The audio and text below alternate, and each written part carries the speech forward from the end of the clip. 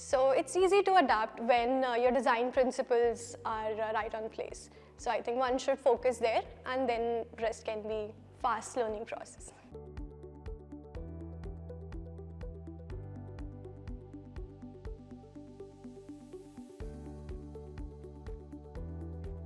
I think as a designer, one of the best quality we have is curiosity, right? So every time there's something new out there in the market, out of curiosity, you would like to try it and be like, okay, what's that? What's this? So that's come in hand being designers. Second, I think we all should have our design principle should be very solid, and principle should be right there in place. So whenever there's something new, it's easy to adapt, because as soon as you're changing your company, every company have a new suit or their own design suit, right?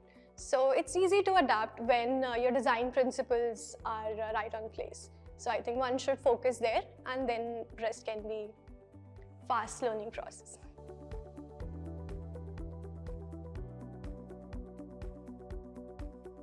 I think now designers are a lot of places, at least I see a lot of startups where I work, I see designers taking the front seat. So whenever there is so the best thing you can do is listen to both parts, business as well as users. Once you understand both, it's easy to streamline both of their needs.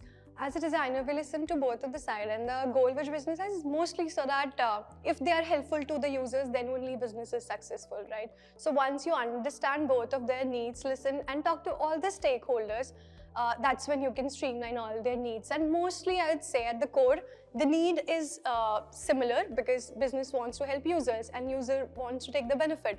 It's just that how you communicate with it, communicate to the user so they understand why business. If there is some core where business is being unreasonable and not serving what a user wants, then you just have to be clear with your communication so that user also understands. So understanding and talking to all the stakeholders is what we can do.